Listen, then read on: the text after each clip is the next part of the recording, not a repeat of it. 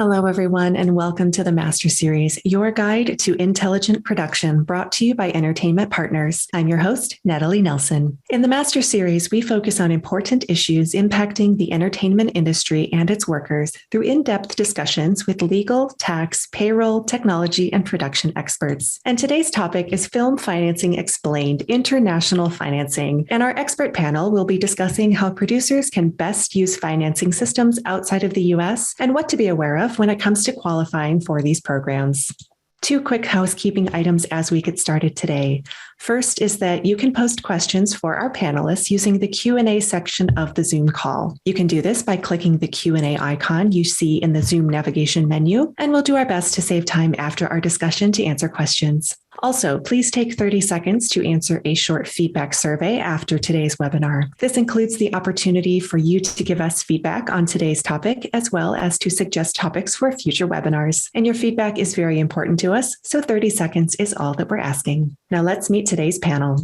Today, we are joined by Jennifer Liscio, Vice President of Production Incentives and Legal Affairs. Jennifer brings a wealth of experience to her role as leader of EP Canada's Incentives Group and as legal counsel for EP's Canadian operations. Over the course of her career, she has consulted on over 1,500 film and television productions, and she works closely with the government agencies across Canada, advising on and shaping tax incentive policies and regulation. Also with us is Joyce Pierpoline, an international film producer and founder of Pierpoline Films based in New York and Paris. Joyce is well known for producing controversial and character-driven narratives, and some of her notable credits include award-winning and critically acclaimed films Transfiguration, the cult favorite political horror Teeth, Happy Tears, Angelica, and In the Company of Men. She serves on the board of BAFTA North America, where she is chair of the film committee, and she is also on the executive board of New York Women in Film and Television. She's a member of the European Producers Club, the European Film Academy, and the Producers Guild of America, where she is co-founder of the Women's Impact Network.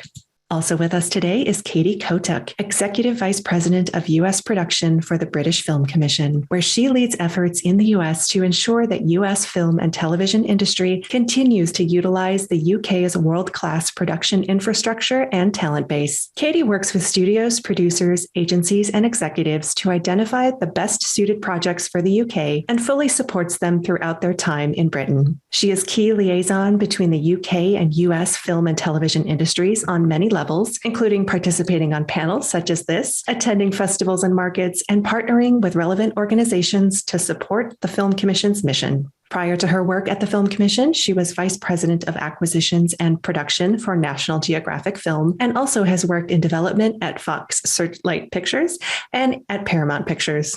Also with us today is Sophie Borowsky, partner and co-head of the international law firm Crossen and Borowsky, located in Paris, where she specializes in media and entertainment law. Working with international film financing and handling complex cross-border litigations, Sophie is recognized as a specialist in international co-production and distribution. She advises studios, equity funds, and independent producers and distributors, and is ranked among France's best media and entertainment lawyers.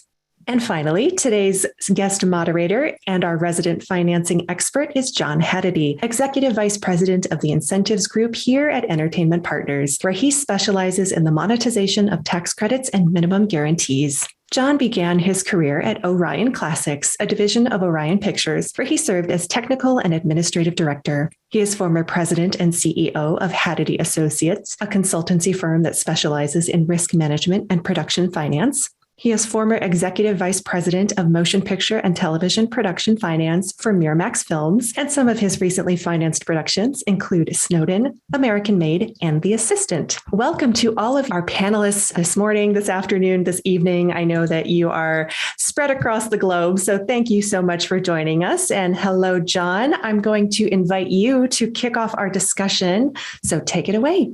Thank you, Natalie, and welcome everyone, and welcome to my panelist friends. Thank you so much for joining me today. I think it'll be a lively discussion, which I'm looking forward to. We're talking about international film finance, and the bottom line is, there's a lot of money available to filmmakers around the globe, and this whole conversation today is what's out there and how can I access it, especially if you are not boots on the ground in those places. And just to give you, just an idea of, what we're talking about here, the scope, the magnitude of what's available. There are well over 100 jurisdictions around the world that offer incentives on a federal level, on a state level, provincial level. There are numerous regional incentives that can be combined on top of those incentives, which tend to, the larger ones obviously tend to be a little bit more valuable, but listen, it moves the needle when you can also access regional incentives to add to that. And just to give you a bit of a look at what I'm talking about. I mean, in the U.S. alone, there are 30 states plus Washington, D.C. and Puerto Rico and the U.S. Virgin Islands that offer incentives, plus a number of regional incentives. And we've talked about that in previous webinars. Canada, all 10 provinces plus their 3 territories, plus a federal incentive is offered up there, so there's a wealth of funds available there. In Latin American countries, there are 7 countries that are offering incentives. Europe has right now, I think, 38 countries plus regional incentives. Africa and the Middle East, 7 countries. Asia has 7 countries that are, Asia has 5 countries that are offering incentives. Oceania, so when you think about Australia, New Zealand, plus several regional incentives there as well. Now, we're not going to do a deep dive on each one of them. You can certainly go to our website, the Production Incentives website on ep.com for a worldwide view and a country breakdown of what's available in all of these places. But the big question that always arises is, what do I have to do and how do I have to behave in order to access that money? Do I need to do anything differently than what I'm used to doing? And oftentimes there's a misconception that in order to access money outside of, let's say, North America, you need to do a co-production with another party on the ground in that place. Sometimes that's the case, but sometimes it's not necessary. So it's important to understand the difference between a co-production and a collaboration. And I want to start with Jennifer, because Jennifer is an expert in all things Canadian. And Canada is a really great place to start because you have options in Canada for co-productions or collaborations, and they're both valuable. They're both extremely valuable. And and I'll preface the conversation that we're having today with the fact that the U.S. has no co-production treaties with any other country. So that doesn't prohibit you from doing a co-production with another country, but the kinds of incentives that we're going to be talking about today, sometimes if you're an American producer, you may not have direct access to some of those subsidies unless you're doing a co-production, which we'll get into later. But Jennifer, I'd love you to talk a little bit about some of the opportunities in Canada. Sure. Thanks, John. So, like John mentioned, there are numerous treaty co-productions that exist between Canada and various countries around the world. And, what the advantages are to a treaty co-production and those co-production arrangements is that a local domestic Canadian producer can partner with a foreign producer in any one of those countries and join forces, so to speak, both creatively, financially, really share in the process from, development all the way through to completion and access very favorable tax incentives in both jurisdictions. There are a lot of rules, of course, and requirements that are, attached to that co-production that are dictated by the various treaties. Most of them include things like creative percentages or financing percentages, the minimums percentages that need to be met. But really, when we're talking about international production, sort of in the more general sense, moving away from the treaties, let's say you're a U.S. producer, there's no reason why you couldn't come to Canada and either produce on your own, but even more favorably, collaborate with a local Canadian producer or production service company. And really, I think what that does, and the benefit to that, is to allow you to get a deeper and greater understanding and appreciation for the various production service incentives available, and also take advantage of as many of those tax credit dollars as you can. So as John mentioned, there are regional bonuses. Some jurisdictions in Canada have producer bonuses. So if you're partnering with a local producer, you don't need to have any ownership or content requirements that need to be met, which you would in the case of the treaty co-pros, but you would still be able to take better advantage of those programs and get quite a lot more uplift and bonus. And all those dollars, of course, translate to better film financing for your project. So in the instances where, and I would say this holds true for a lot of the jurisdictions where co-production status is actually going to allow you access to some of these funds that are available. I think kind of the underlying fundamental principle behind the accessing the kind of the larger incentives is really being able to underscore the fact that this is a homegrown product, right? It's got some kind of roots in that jurisdiction, right? So by bringing on a Canadian producer, you almost are just, by way of example, you are, in essence, you're adding a bit of Canadian nationality to the project, even though it may have creatively originated in the US. Right. And things like co-ventures can allow you to capitalize on that by getting a higher broadcast or license fee or distribution fee. So those content, pluses or additions to your content and to your programming can serve to increase funding, both, from a tax credit perspective, but you're right, John, also from a distribution or licensing fee perspective. Right. And in that regard, which is actually going to be very important to our conversation today, the nationality of a project actually can be a driving force in the financial health of that project, or I should say the prospective financial health, right?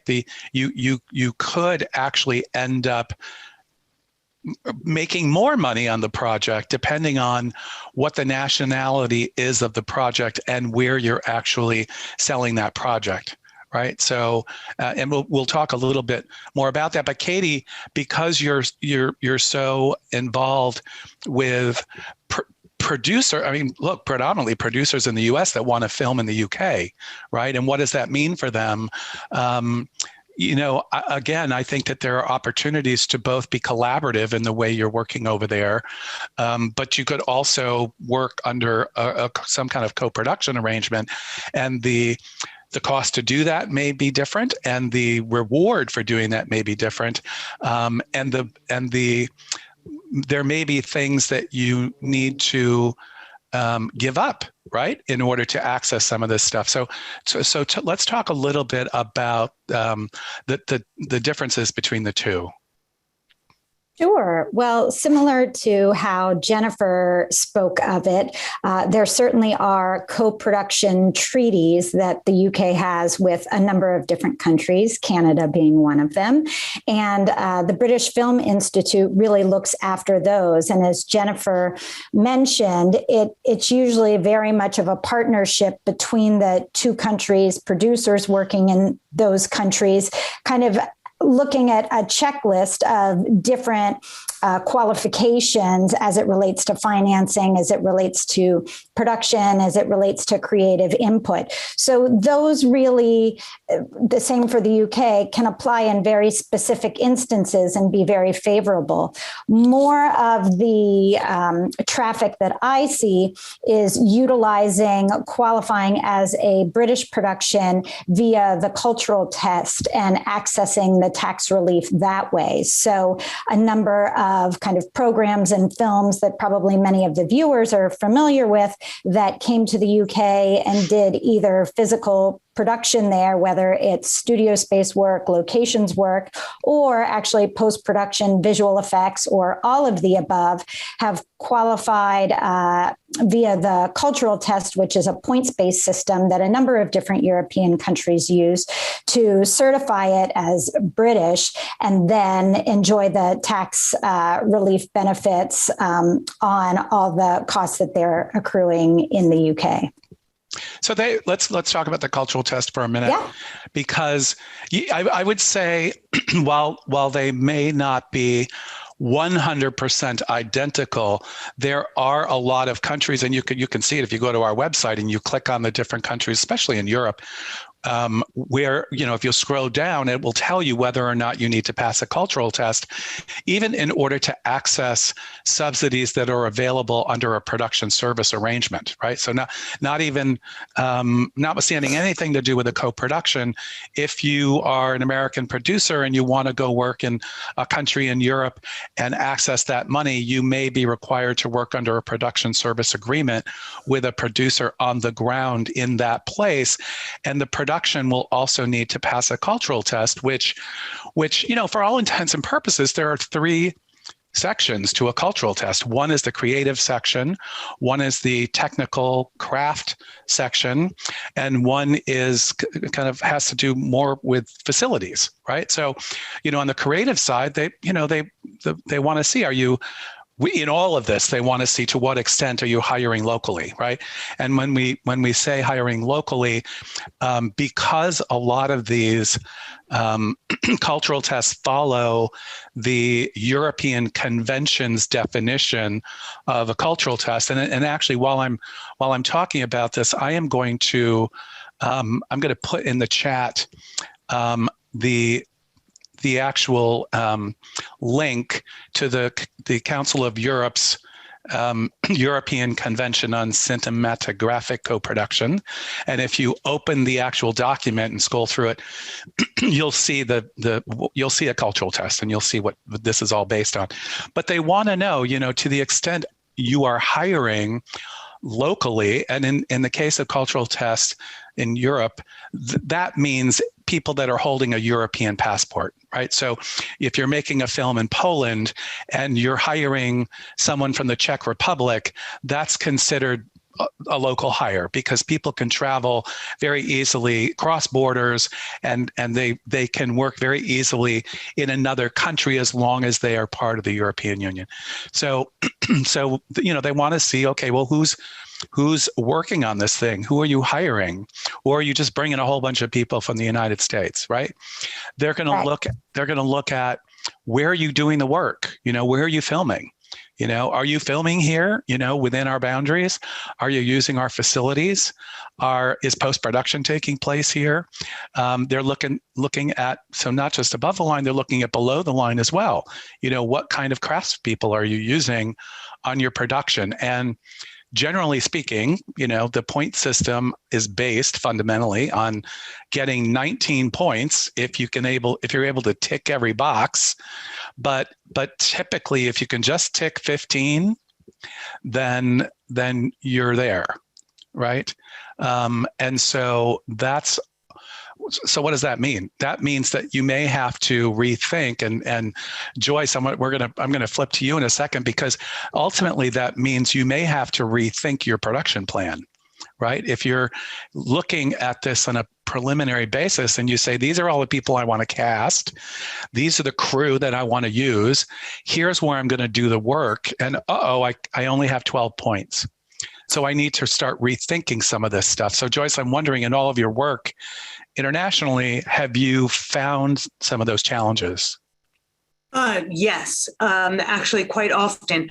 It's always a question of balancing and evaluating script and balancing the creative with the financial. So, I wanted to shoot a film called Angelica in 100% in the UK because it's in England.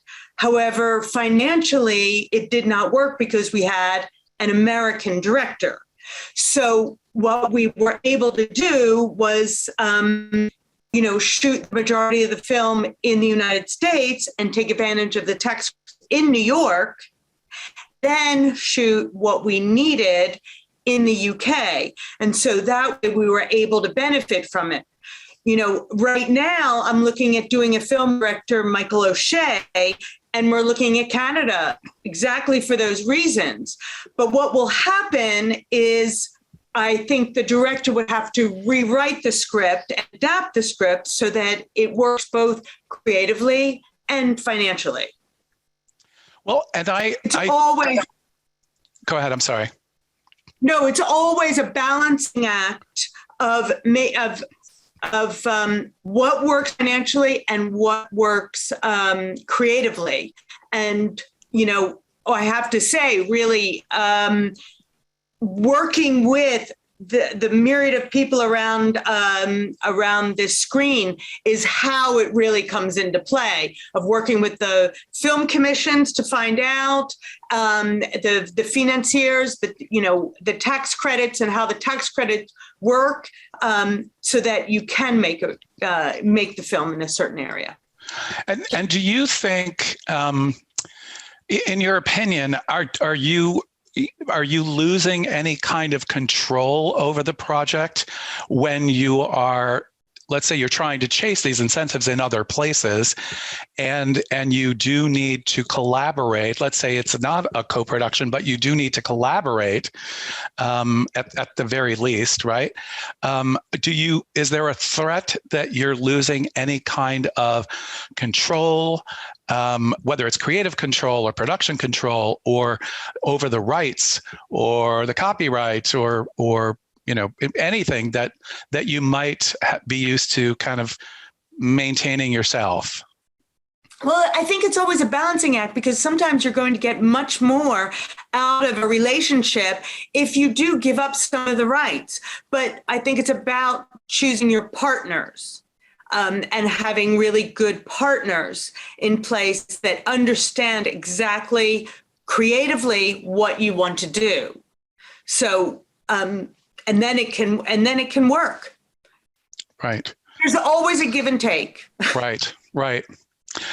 Sophie, you've structured a lot of these deals, and I would say, arguably, right, I would say that they have been both collaborations and co-productions, right? You do a lot of work for U.S. studios, right?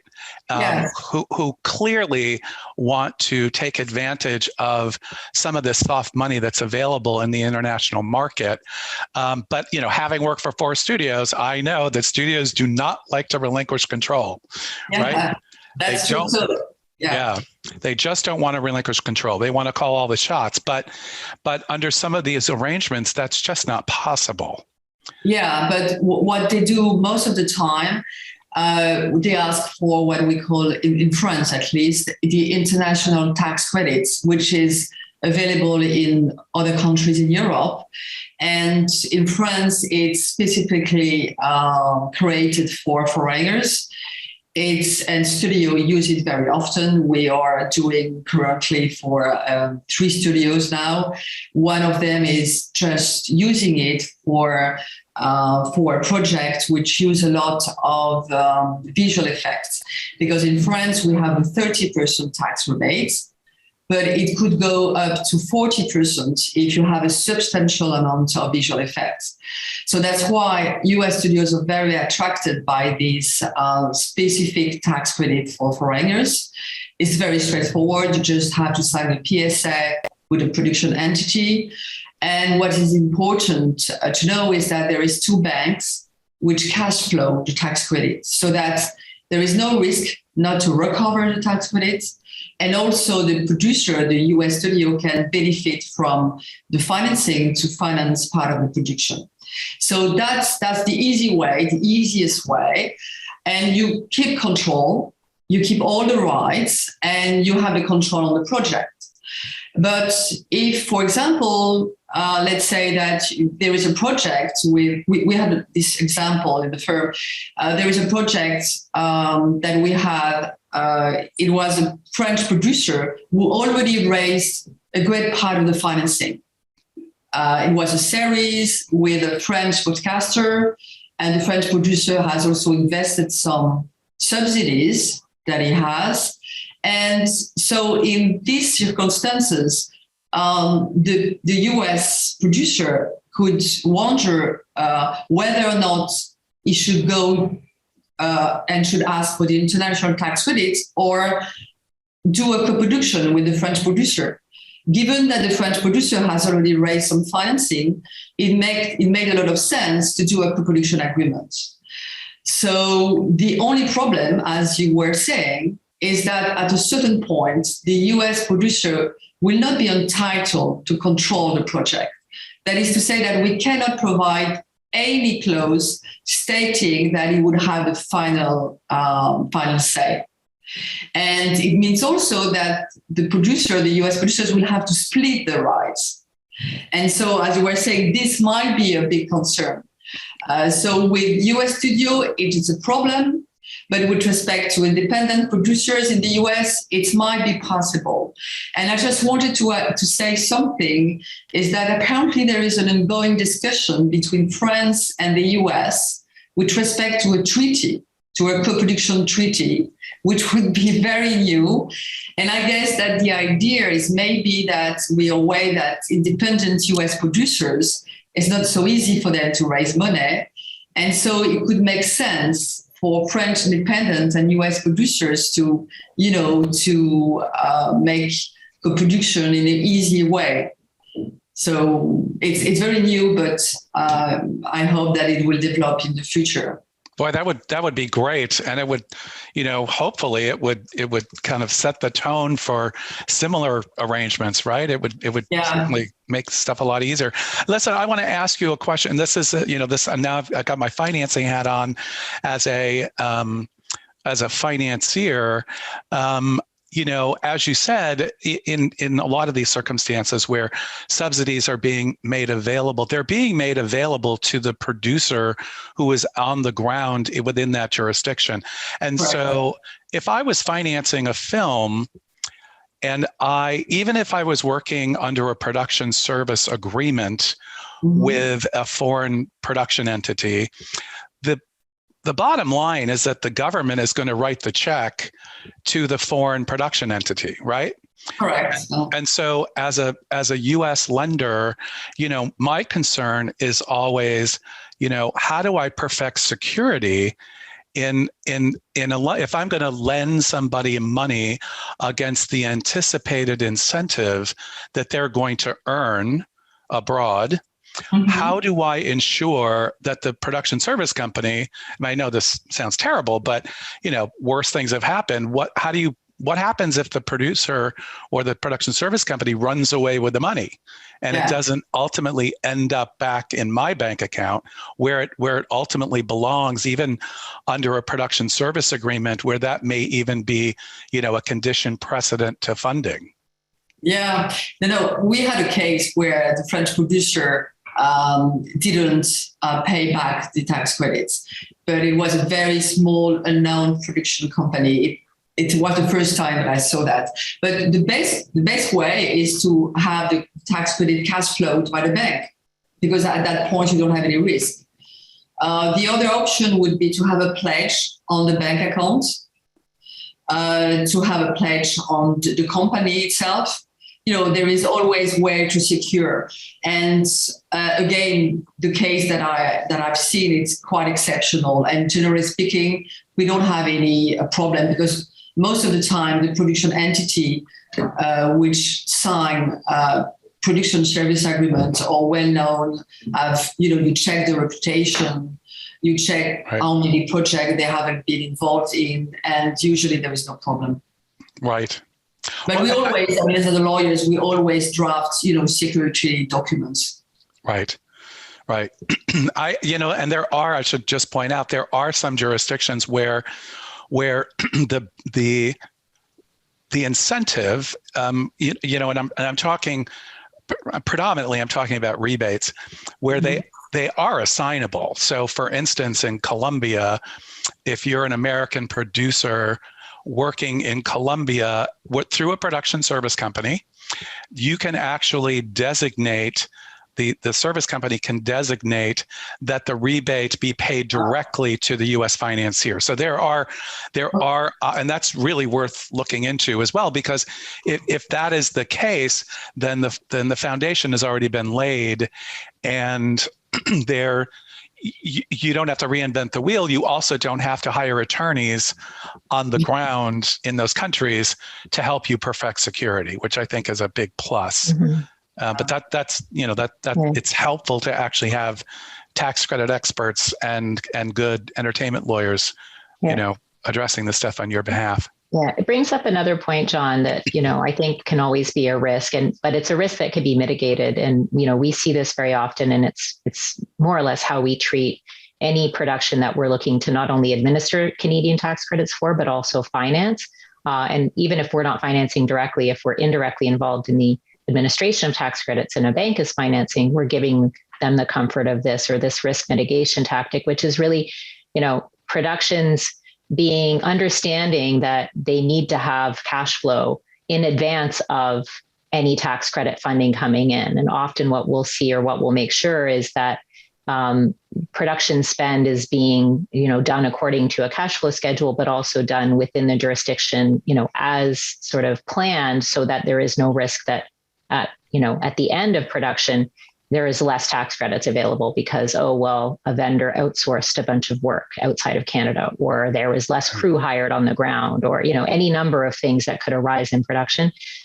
So that's another way that I think there's, some risk that can be mitigated is cash flowing throughout the production life cycle rather than an upfront lump sum advance. And I know that that's not always the case, but it's certainly an option. And it's something I think producers should be aware of, that there are opportunities out there for financing, but it doesn't always mean that you'll get it day one. You need to plan for it to come in at a later date.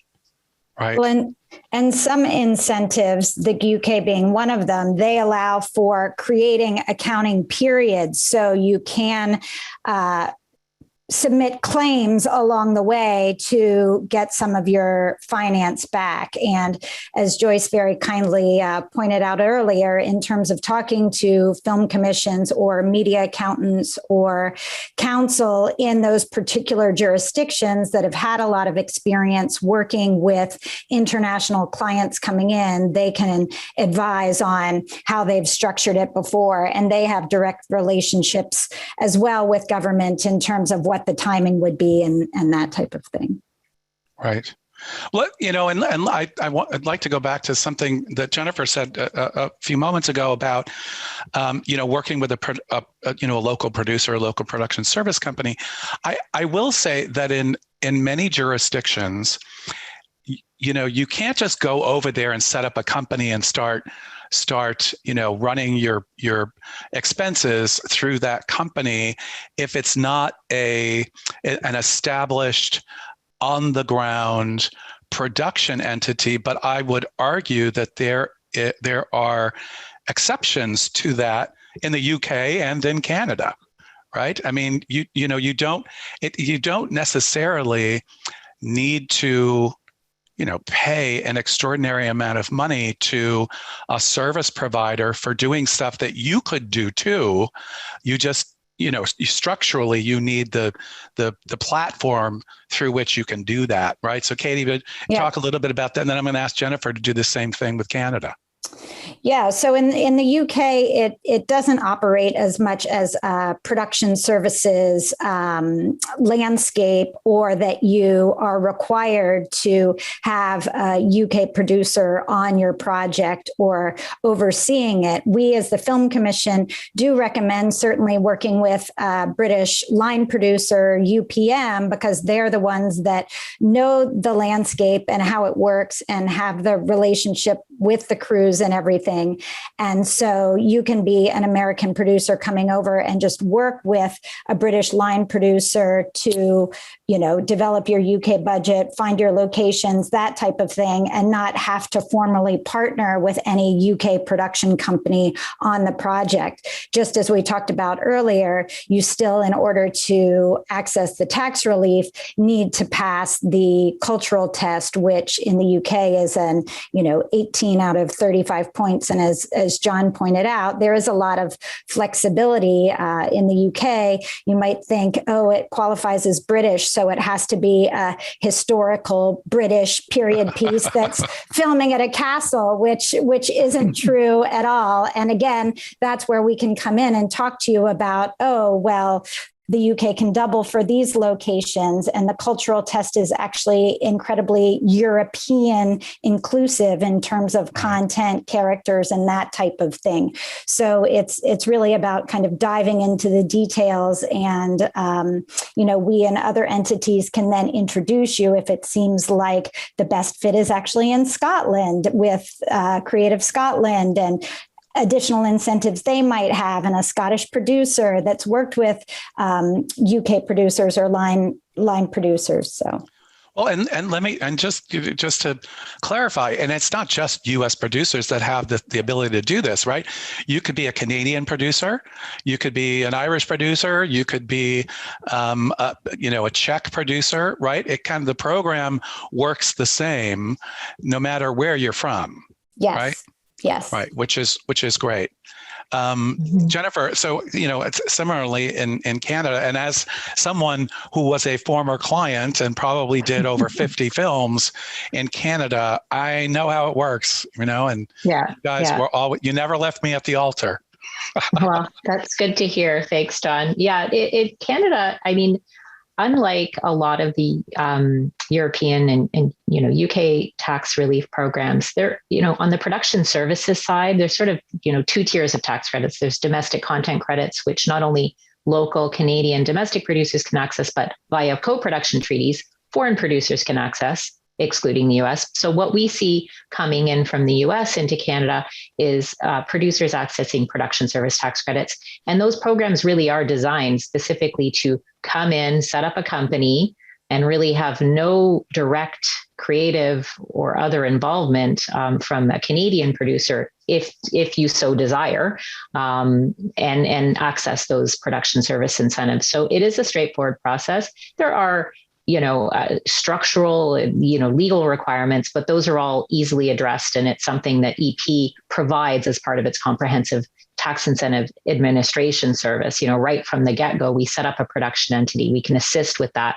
We know how to set up, the proper tax and bank and other accounts to facilitate all of that and, really to kind of optimize the tax credit process. But there are very few other requirements besides those kind of very basic structural ones in right. Getting your foot in the door here. And Sophie, would you say that similarly that opportunity is available in France? Yes, I think France has this reputation to be a very close country, but I think more and more what they want is to attract producers abroad to use, our facilities, crew members. I think it's the same strategy in all countries now. They just want people to make life easier and to offer opportunities. And actually, countries in Europe are just competing to attract foreign producers. So it's a race now, which is going to offer the better rates, the better conditions. And so we are competing with each other. Right. Well, and so Joyce, rules are much more easier than before. Right. Well, and as you know, as we're seeing it, this filmmaking, television series, all that stuff is much more of a global business now, right? The opportunities are on a global basis, witnessed by the fact that companies like Netflix are setting up production hubs all over the world. To create content, not only for that particular region, but to travel worldwide, as we've seen. I mean, Call My Agent is a great example, right? A series made in France for a worldwide audience, right? Totally made in France, in French. You can also see it in with subtitles or dubbed.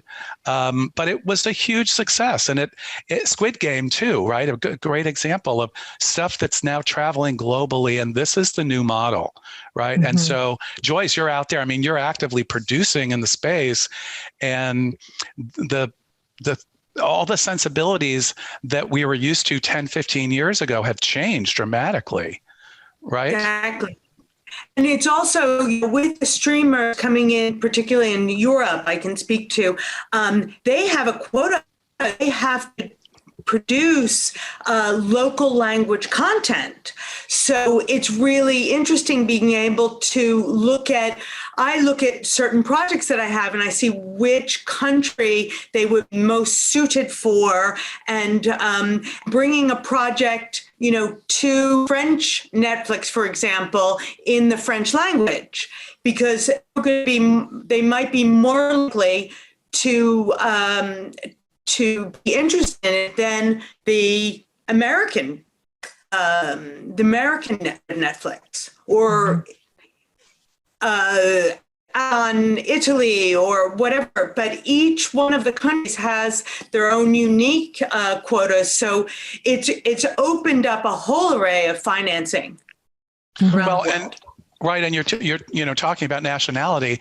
I mean, obviously the model is changing because of the streaming platforms and the way they're operating. But I remember, before streamers, you looked, when you sold a project, especially to a broadcaster, the broadcaster needed to see on paper the nationality of the project because of purposes of fulfilling quotas, right? So a certain amount of content on television, for instance, in certain countries, had to contain a certain amount of European, which included the UK, right, as part of the EU, content that originated and had nationality within those boundaries.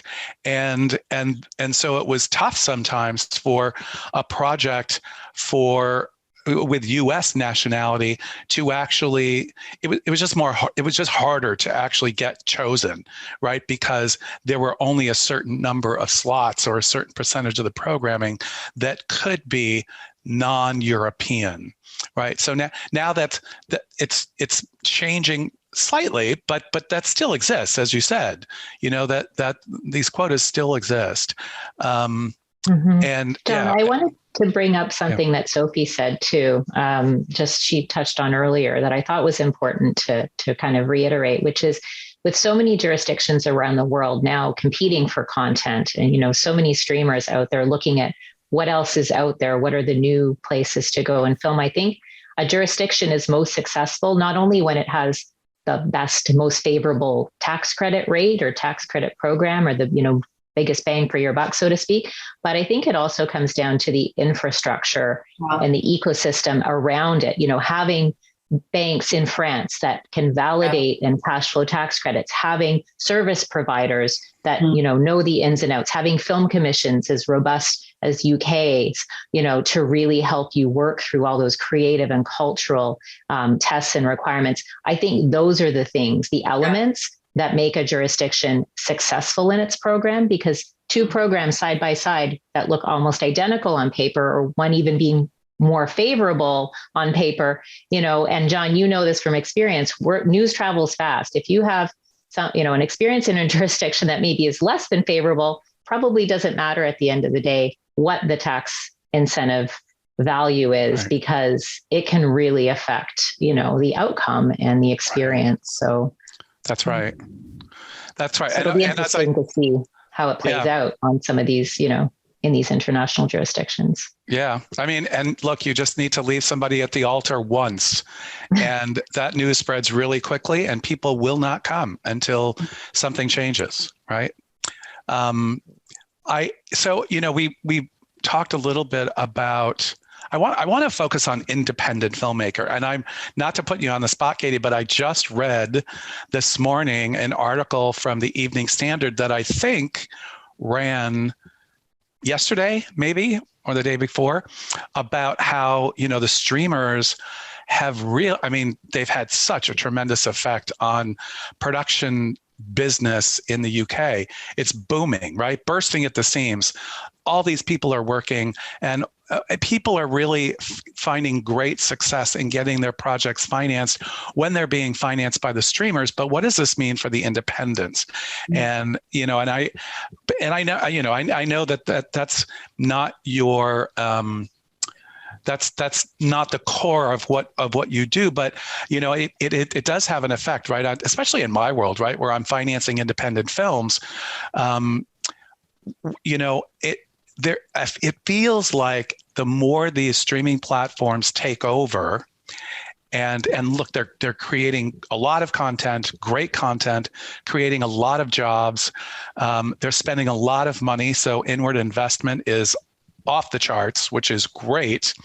But what does that mean for independent producers? And Joyce, you can give a thought to it because I'm going to hop to you next. But, are you feeling that? Are you hearing that? Are you hearing from the independent filmmaking community that I'm challenged in raising my, the whole entire budget?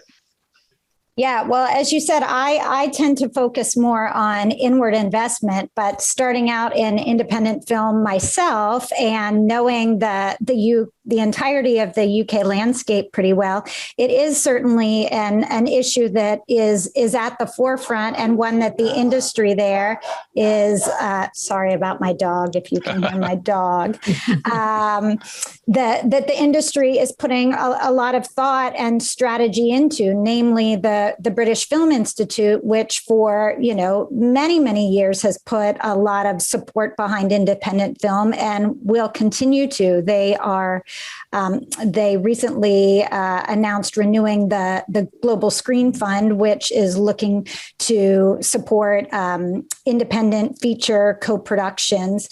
But really, as it relates to inward investment, keeping that ecosystem of independent film as healthy as possible is good for the entirety, because that's really where so many people learn the craft of working on film and television, is coming up through working on lower budget independent films. So if we don't have individuals kind of across all those below the line and some of the above the line positions working in independent film to be able to kind of come up through the system, we're not going to have the industry and individuals to be able to work on all the inward investment projects as well. So it's certainly one that they're putting a lot of focus on in the UK to see how we can go about doing that, at least from the production and financing standpoint. And a lot of the funding in the UK that I'm not as involved with, but that some of the nations and regions have their own development funding, is supporting talent and supporting independent projects that have content or that have talent from those places that are looking to, be elevated. Right. John, I just wanted to add something with respect to independent producers, because there is a new regulation in Europe which forced the streamers to invest part of their turnover for independent producers. So it's a very recent regulation. And of course, each country inside of Europe will implement the rules as the way they want. And of course, here in France, the rules is very strict. And now streamers are forced to invest, it's like between 20 to 25% of their turnover to independent producers. It means that when they have an agreement with independent producers, they will not be entitled to take all the rights. They will have only a license for 3 years, for SVOD rights, but the producer will keep all the other rights, and the streamer's rights will be limited. So it's interesting to see where it will go in other countries of Europe, but it shows also that there is a great interest in independent production, because we are aware that without independent producers, it's not the same industry. That you bring up a great point, and I am so glad to hear that, because just 2 years ago, I had I teach, and I had a person from two different large streaming platforms address my class, and I asked them point blank, when your company decides to buy or license a project, and let's, just for argument's sake, let's say the project costs $10 million. Is the producer, and let's say the producer financed the project independently, which means probably a combination of equity and debt, and the project costs $10 million, is it safe to assume that the streamer will pay $10 million at least for the rights to the film? And the answer I got was, no, not necessarily. We'll pay what we want to pay, and we will acquire worldwide rights in perpetuity, right? So if they decide that they only want to pay $5 million, somebody's not going to get paid back, whether it's the senior debt or the equity or both. Someone's not going to be made whole, and that's a real challenge. So what you just talked about is music to my ears. And Joyce, you're someone who has traditionally raised money from all different sources, equity included, debt included. Do you see your world changing as a producer who's the CEO, CFO of the enterprise? Yes, I think it's definitely changing, but I think it's like kind of exciting time for independent producers, because there is such a hunger for content. So, exactly what Sophie's saying, in Europe, it's even more interesting because you can do these split rights deals and more leverage to do different kinds of rights deals with the streamers, whereby a lot of times the streamers would take all rights. Now they don't necessarily. So if you can split rights, then you have much more of a chance of recruiting out of all of the different markets. Well, you also have collateral to use, right, to get more money, whether it's borrowing money or, right. So we just have a few minutes left, and I did want to address some of the questions that were raised. And one of them was with respect to the Ukraine. And, nobody has a crystal ball, and, but we do know that the Ukraine was booming with production and doing so well, and people were really having such wonderful experiences working over there. And obviously, because of the situation over there, that's come to a screeching halt. But somebody had asked, how is that going to affect European financing as a result of that? And again, clearly, you're not going to see it coming out of the Ukraine, and it kind of remains to be seen how that situation, in my opinion, is going to affect other lending institutions in Europe, while everybody scrambles to not only help with the situation over there and help the Ukrainian people, but also, what does that mean financially? What kind of financial commitment does that mean? And we know that it may somewhat strangle people's countries or organizations' ability to be as free-flowing with the cash. We don't know, though. We don't know the answer to that. And all I can tell you, based on my own past personal experience, after Hurricane Katrina hit New Orleans and decimated New Orleans, obviously production shut down completely, and nobody wanted to go there. And in an effort to bring people back, as the city started to get back on its feet, the state of Louisiana actually increased the value of its incentive to try to change behavior and convince people that it's time to come back. And for doing that, we're going to reward you an even higher amount. So, I don't know what to expect, but I think that that's probably my best guess. Any comments on that? Otherwise, I'll go to the next. Yeah, Joyce. I just wanted to say that the European Producers Club has been really, Ukraine is one of the countries, and we have a lot of producers in the European Producers Club from the Ukraine. So we're trying to really help them, and also several producers in Poland, for example, have told other filmmakers they will hire them if they come to Poland and everything, so that they can keep people working. And we're also helping to provide services so that people can be filming what's going on right now. So I just wanted to put a little plug in, because I think it's really wonderful what the producers are doing in the region. Absolutely. Somebody had asked a really interesting question, and maybe Joyce, I can have you address this. Somebody had said, I have all the creative elements are in place. Check. I'm really happy with that. I understand, my overall financing options based on where I want to work. What are the early steps that they should take to gain momentum? And I guess even broader, at what point do you start considering these options and what that means, and what some of the restrictions and ramifications and qualifications and all that stuff should you really start to look at?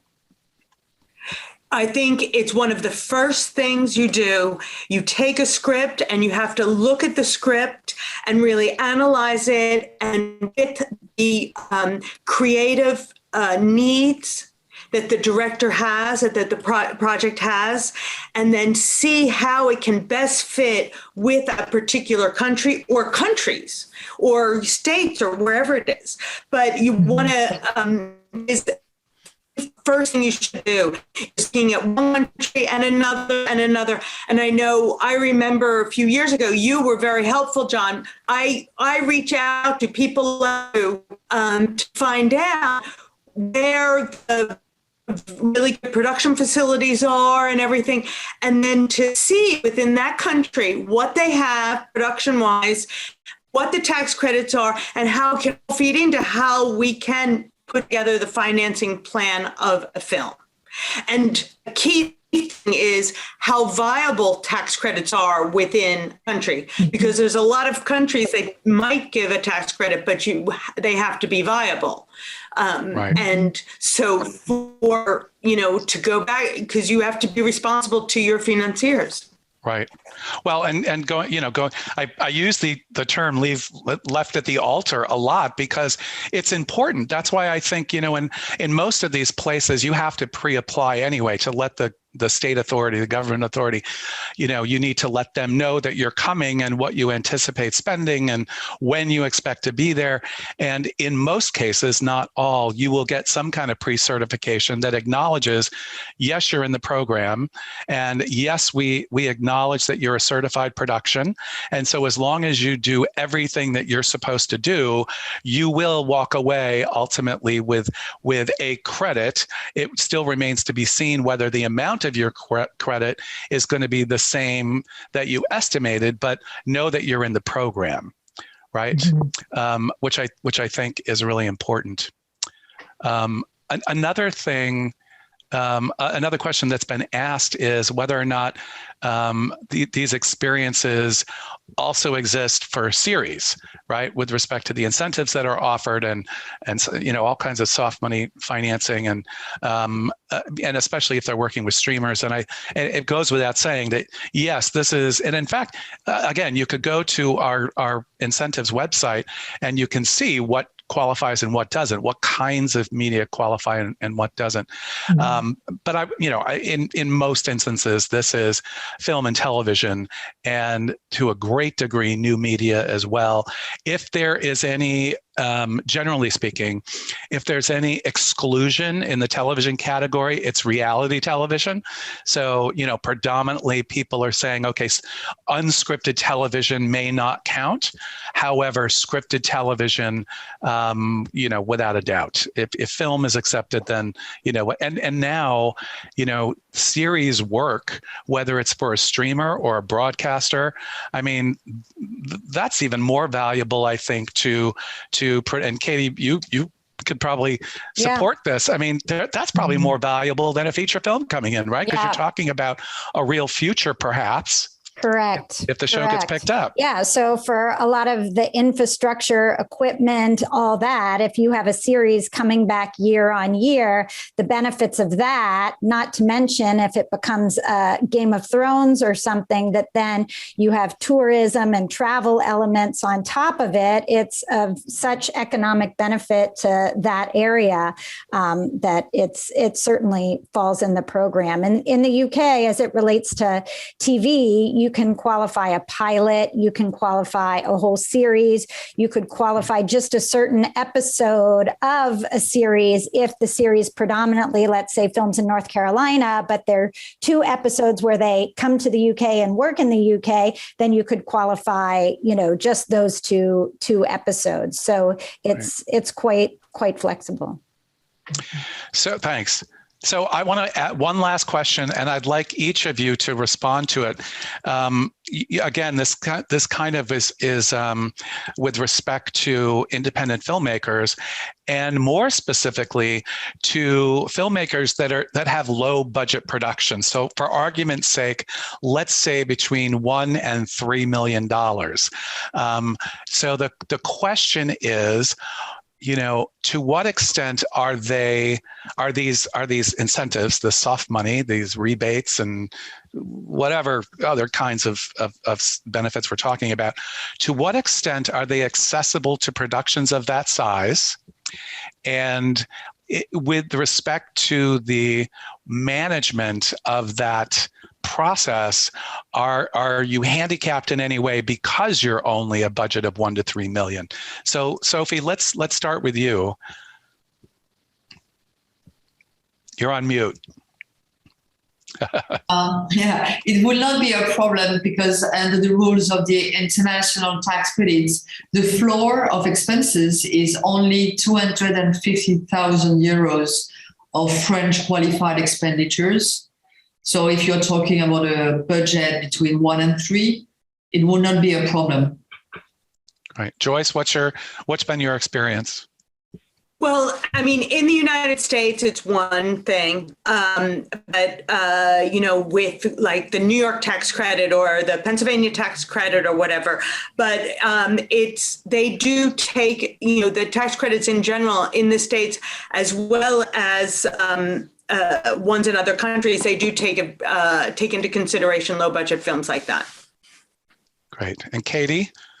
For the UK? In terms of the UK film tax relief, there isn't a budgetary requirement. So films that are 1 to 3 million could qualify. There's just the 10% UK spend of kind of core expenditure that you have to meet. So it could be, that it's filmed in multiple places. And if you spend, upwards of 10% of that budget in the UK, then you can qualify for the UK tax relief, which is the 25% of your on the ground spend in the UK. So then it really just depends on, does this make sense if you're an American producer with some US cast that you're going to have to fly over and house and that kind of thing on a smaller budget, kind of where that comes out. But it's certainly open. It's certainly been done. And I actually had a thought real quickly as it related to your point earlier about kind of streamers and independent film, that some of the streamers are actually partnering with entities in the UK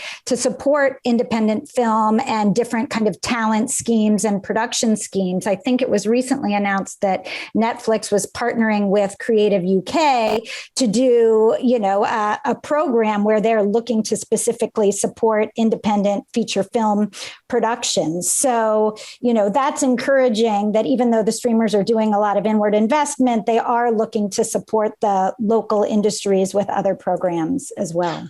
So if somebody wanted to kind of throw their hat in the ring, right? And say, I'd like you to consider my production. Would they go to Creative UK and say, because, Netflix is so big, right? The big complaint is, oh my God, that company is so big. There are so many people there. I have no idea who to reach out to. Would they reach out to Creative UK? I mean, my instinct would be that they could, or that they could, if there was a UK producer, if this was an independent US film producer, if there was a UK producer that had kind of similar sensibilities, or they were already working with UK talent that might have a relationship in there already, that would probably be the best way to go. Gotcha. Thanks. And Jennifer, 1 to 3 million. Sure. Yeah. So in Canada, with the content credits for Canadian producers, there are no budgetary thresholds. On the production service side, so a US or foreign producer coming to Canada, there are some minimum spend thresholds around the $1 million mark for in the most cases, and that's global spend, not Canadian only spend. So your budget's $1 million, you typically would qualify on a feature film. Quebec being the exception. Quebec actually has a similar threshold to France. It's 250,000 of minimum spend. So I think very low barrier to entry really across the board. And, to Katie's point, I think it comes down to what you're going to get out of that low budget, making sure you factor in the cost of accessing those incentives, as well as just budgeting for the production itself. You need to reserve costs for that, the legal, transactional, and other costs associated with accessing those incentives, and also acknowledging that the incentives, even if you finance them, may not be available to you from day one. So those would be the factors that I would be considering if you are approaching a jurisdiction, that's outside of where you are locally, where you're a local producer. Right. Well, thank you. Thank you all of you. Thank you so much for being here. Thanks for sharing your experiences and your expertise and your happy faces. It's nice to see all of you. And I really appreciate you taking the time to do this. So I'll turn it back over to Natalie. Thank you, Wonderful. John.